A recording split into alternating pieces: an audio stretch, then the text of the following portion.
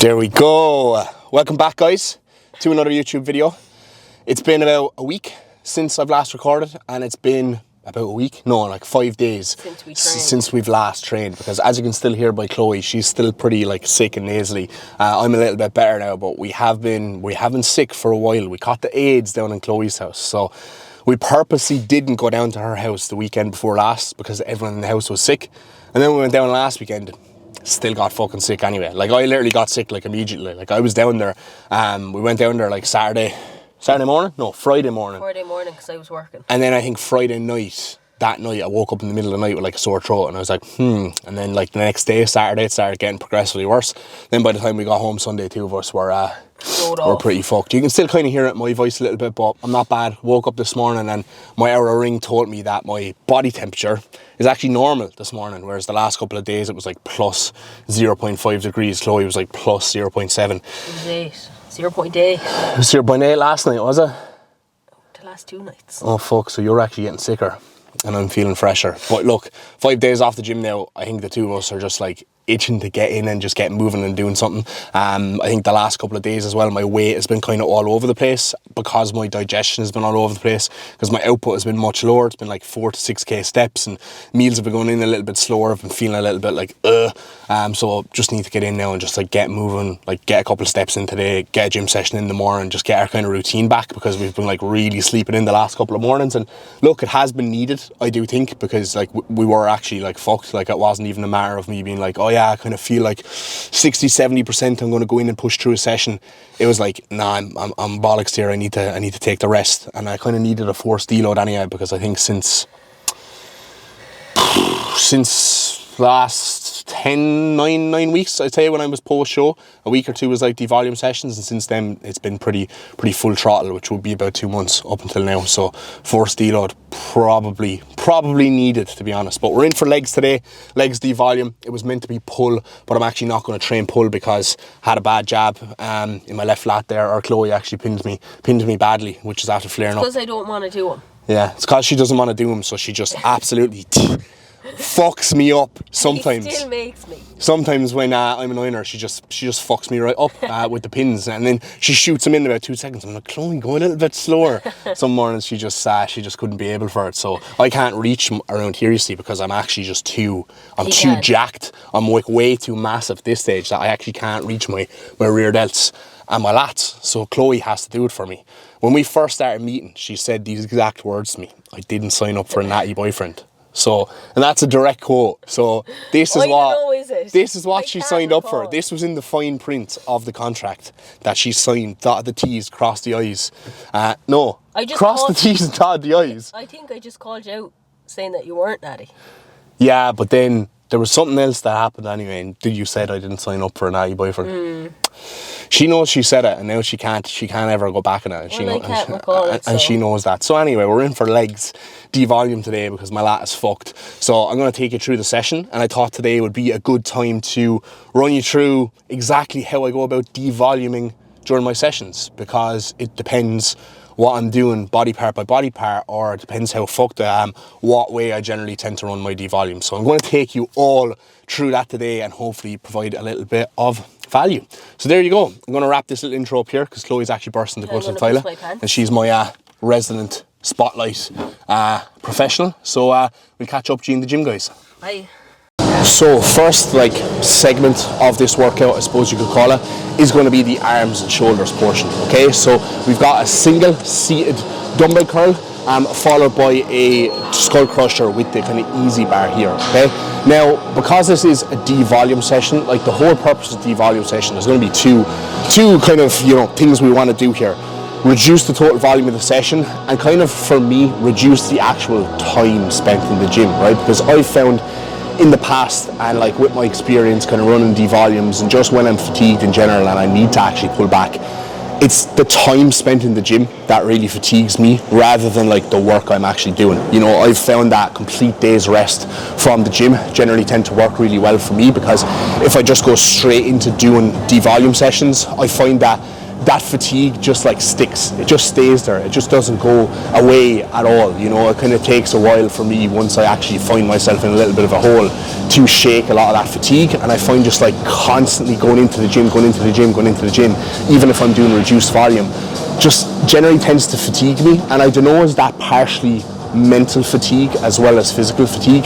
And I think it actually is, because when I know I need to devolume, my desire to train goes away. And when my desire to train is very low and I'm going into the gym and I'm just doing devolume sessions for the sake of doing it, sometimes that it makes the fatigue linger for me, you know. So now that I've taken like 5 full days off the gym, I'm like, oh, I really want to get in, I really want to do this devolume session. So that's exactly what I'm doing. So on the shoulder and arms segment of this workout, obviously there's quite a lot of volume here for that.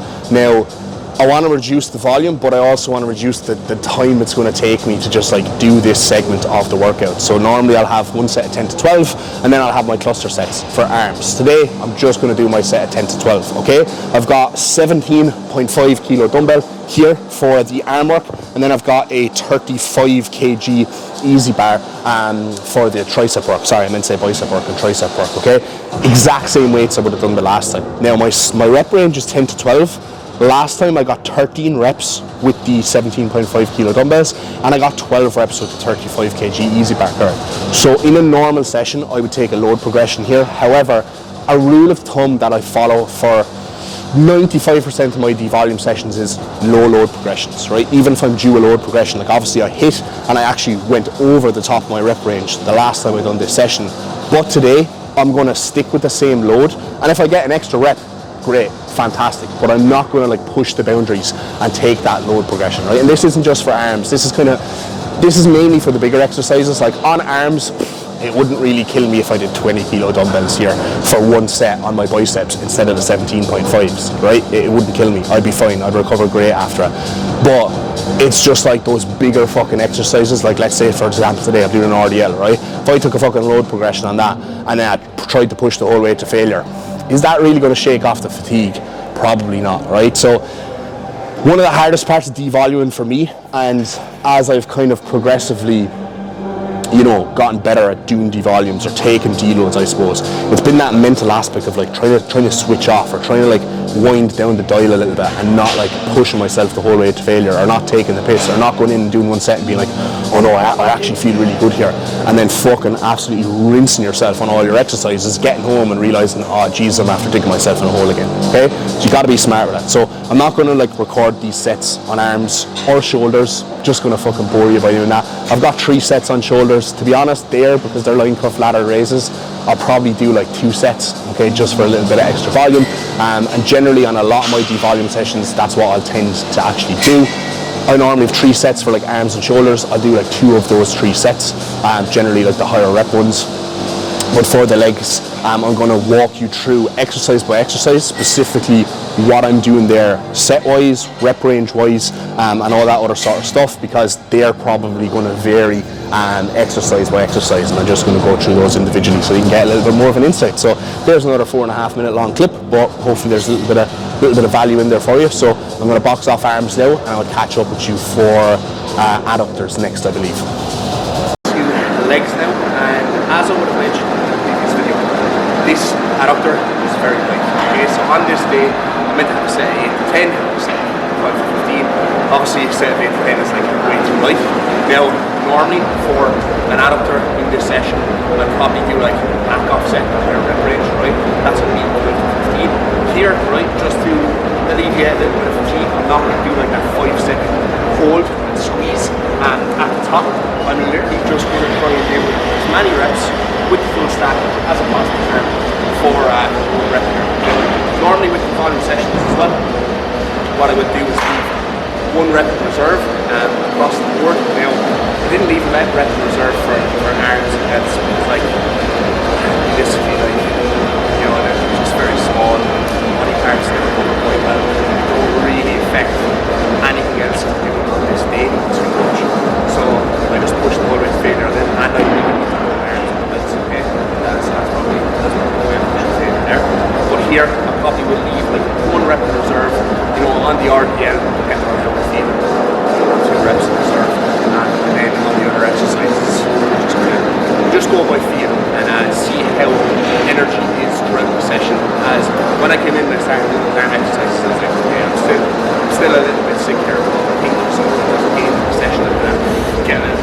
up, so we'll see how the session goes, but box off, set off, and your reps as possibly can here, and we'll move on to everybody else.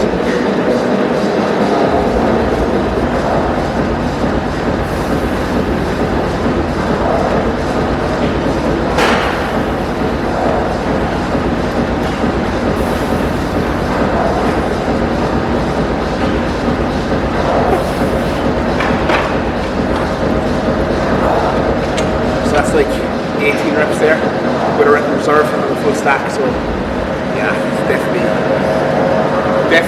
way too light. Like, fuck that, into a machine. Alright, so we've got the RDL up next.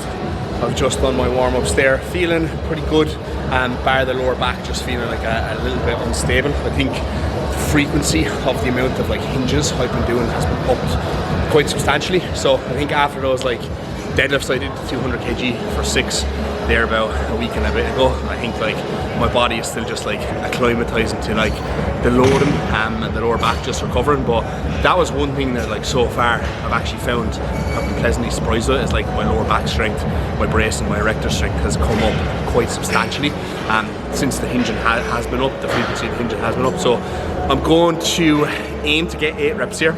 We got 150 kilos for 8 there when I was still in Manchester, I think, and my first session back on the RDL here I actually got down 2 reps, and I think that was just because of like the reorganization of my split and all those new movements added in, like I kind of said. So we're going to aim to get those 2 reps back today, but hopefully that will still be 1 rep in reserve. I think based off the warm-ups I should get those 8 reps, to be honest, even with the lower back being a little bit sore. Hamstrings feel like pretty strong, pretty recovered, to be perfectly honest, and upper back feels good. There's a little bit of pain in my lat because of that fucking injection and that kind of inflammation that I have there, but you know, hopefully that doesn't do too much towards the end of this set whilst I'm holding on to this way. But yeah, let's see how I get on here.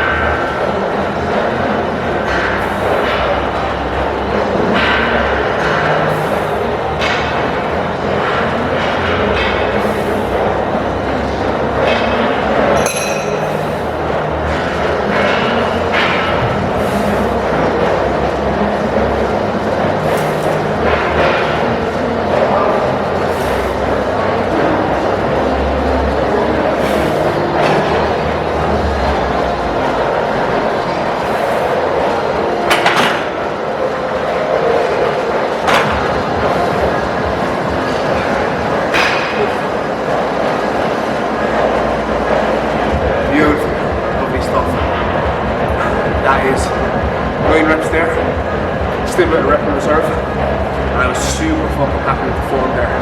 Like lower back was a little bit sore, but like everywhere else just felt really, really fucking good. I think if that lower back wasn't sore, I would have got that for 12-13 easy, to be honest. So really looking forward to the next rotation of that now. Definitely think I'll stick with the 150, but I think I'll be able to get like 13 reps on there. And then I'll take a load progression from there.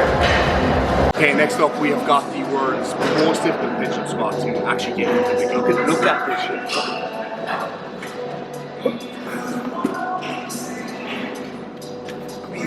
Literally in full fucking half rep for it.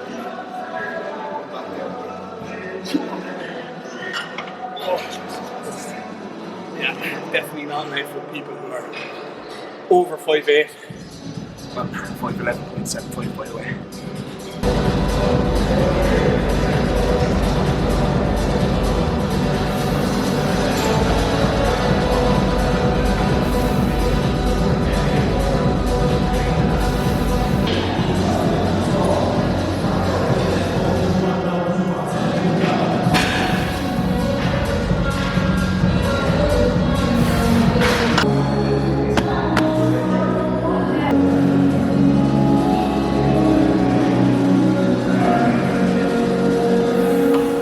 Okay, so warm-ups in the pendulum squat there felt too fucking easy, to be honest. I was actually complaining in recent videos how my quad strength just hasn't seemed to caught up.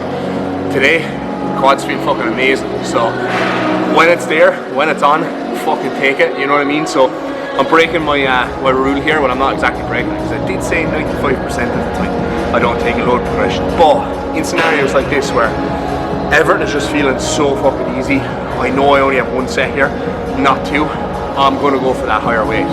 Now on the pendulum, I'm going to do the top set here, not the back off set, and I'm going to explain to you why I'm going to do that after I actually do this set. But let's go with 3 plates here and see if I can get that kind of 8 to 10. Right? I will try and leave a rep in reserve here as well, to be fair.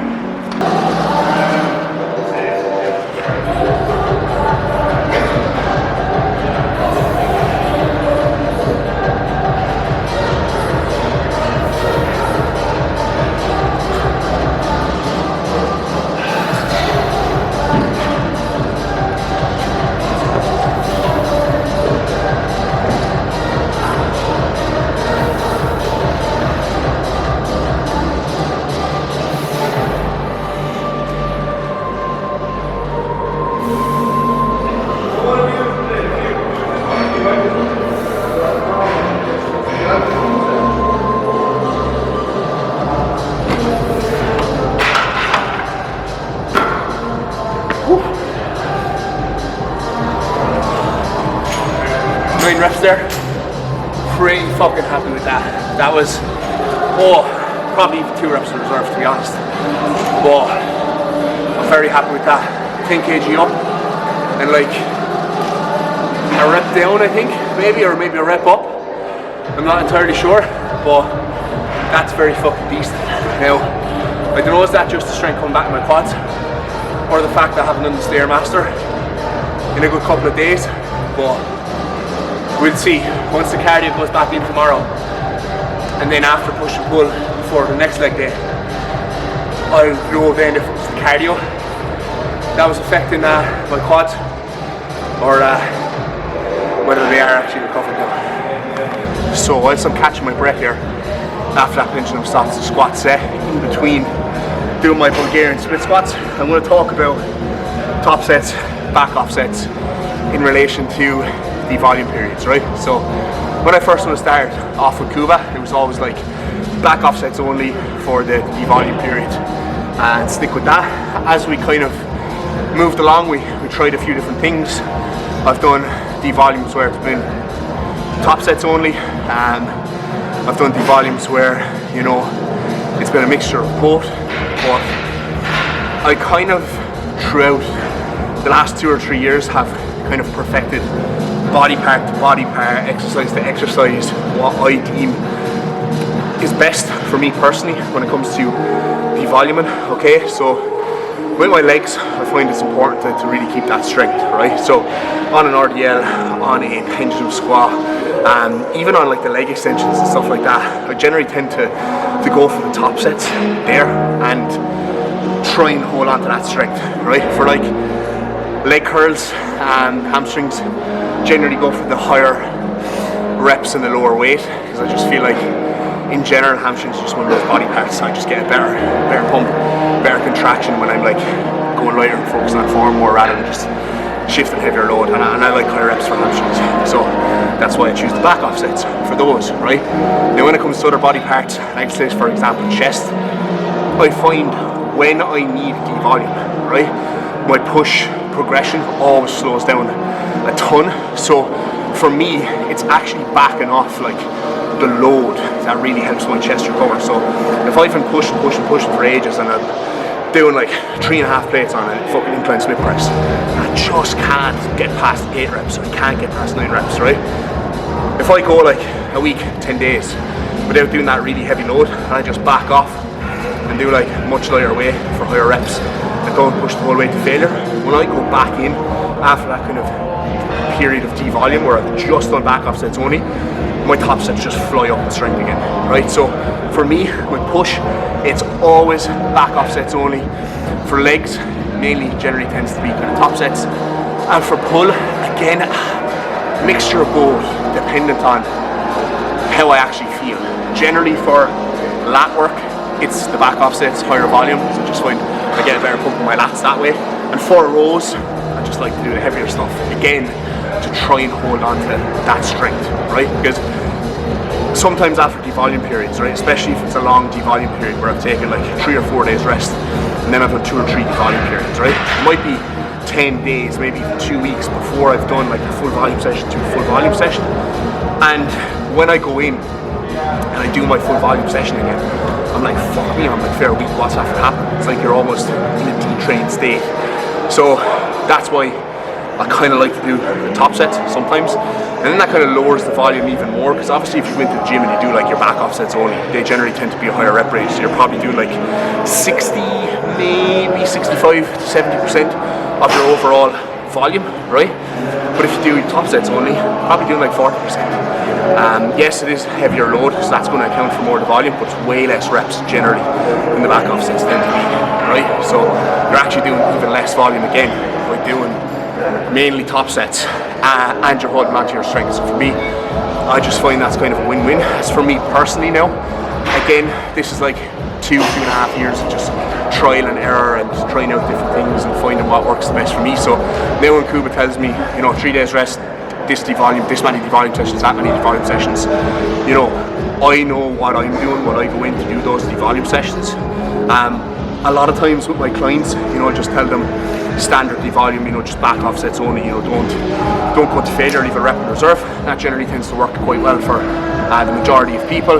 With some other clients, dependent on the clients, dependent on lots of different factors, how fatigued they are, their level of experience, etc. I might prescribe something different, but you know, I think it's important to try different things and kind of see what works best for you. But when you are trying these different things, make sure that like you're not trying different things that are actually so different that they're fatiguing you. You know what I mean? Like, it is meant to be a devolume period at the end of the day. You're meant to be taking, you know, a step backwards so you can take 2 steps forward. And another big thing with devolume sessions is like there's still an opportunity to progress. Like, you can see here that I'm up a rep on my RDLs, I'm up weight here on my pendulum squats. I'm probably, with how I'm feeling, going to be up reps on the fucking leg extension now that's coming up, and these Bulgarians, because my quads are feeling pretty good today. So even though the volume is reduced way down, you know, I've still made progress, right? So devolume sessions can be boring, especially when you first start doing them. But I think if you just look at them with the correct mindset and the correct perspective, like, this is going to help me to push on further when I'm back to full volume. I can still progress here. I am freshening up. This is like a tool that I'm using to, again, you know, slingshot my progression moving forward. If you kind of look at it in that way, they're definitely not a negative thing whatsoever, right? So that's my little wrap. Good 5-minute rest period there. And then we're going to get into the Bulgarian split squats. So stay tuned for the pain train.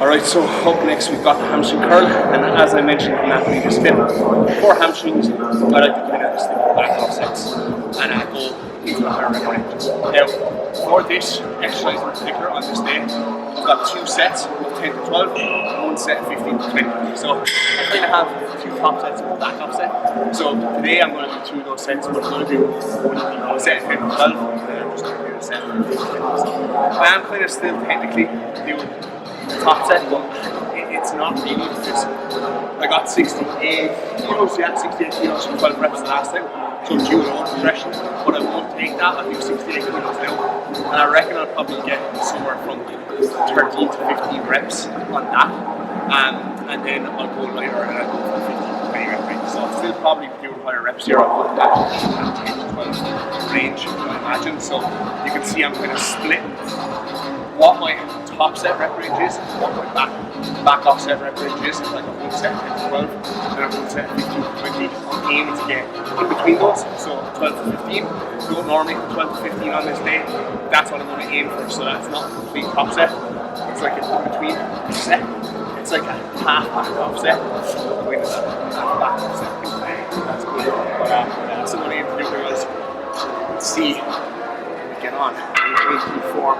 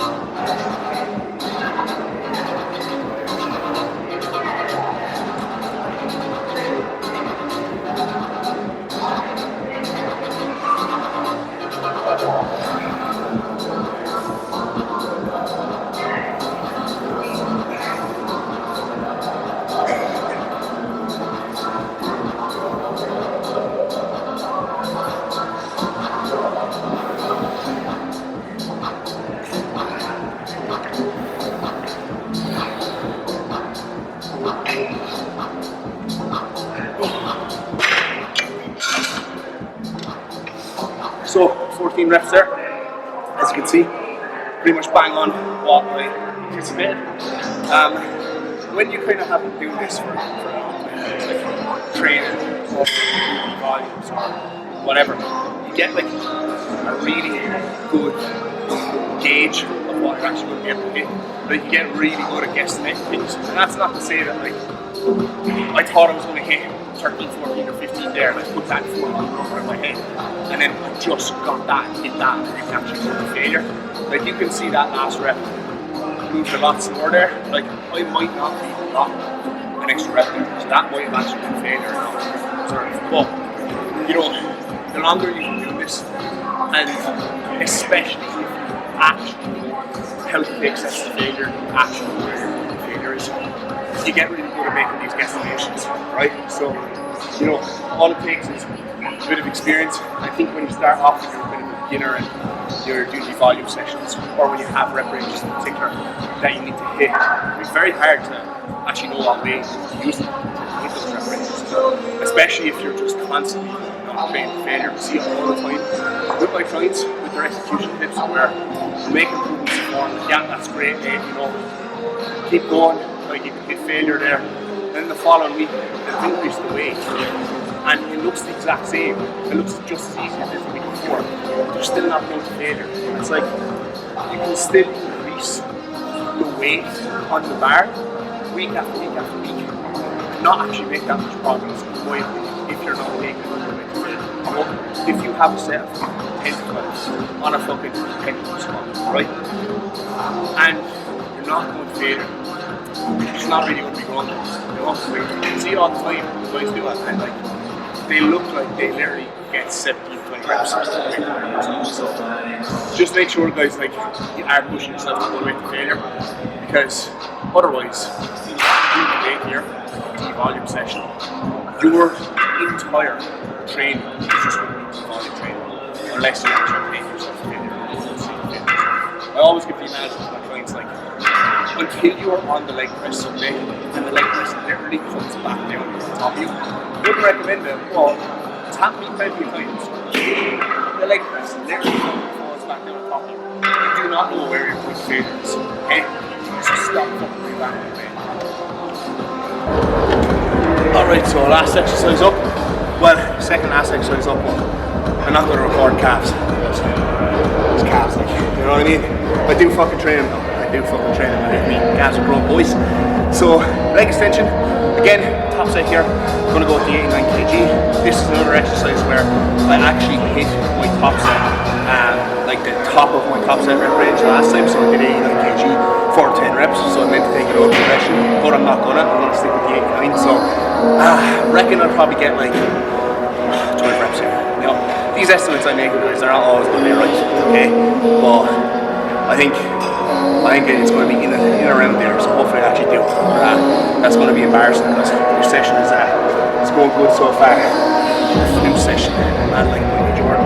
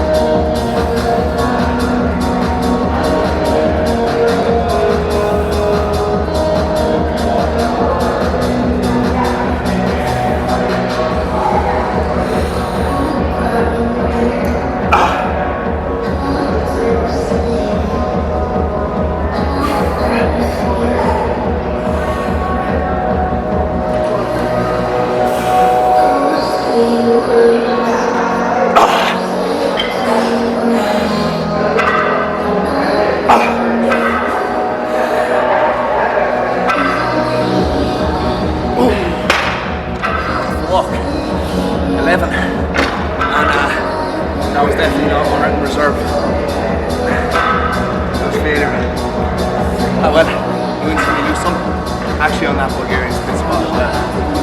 Actually progression there too. So, few load progressions on the pendulum split spots. 1 rep up here on that. I think it's still progression. So calves, guys. Wrap up the session.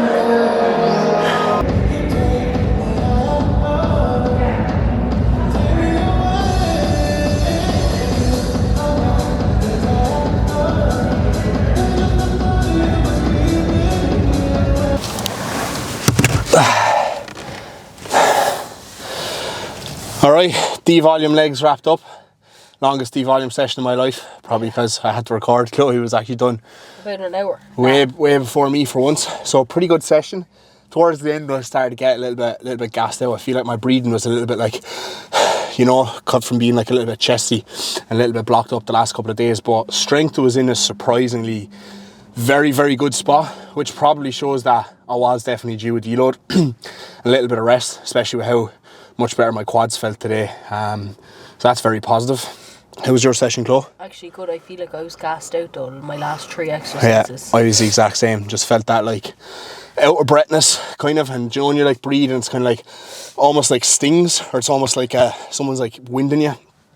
Kind of feel like that a little bit. But I think, look, rest day again tomorrow. Probably come in and do a little bit of cardio potentially, and then we've got push pull devolume as well, I think, Saturday and Sunday, and then rest Monday, and then I'm going to go back on full volume, and I should be good then. Hopefully that'll be our last week training in extreme anyway, before we actually move to Rotherham and we start on a whole new split all over again. So that'll definitely be exciting times, guys.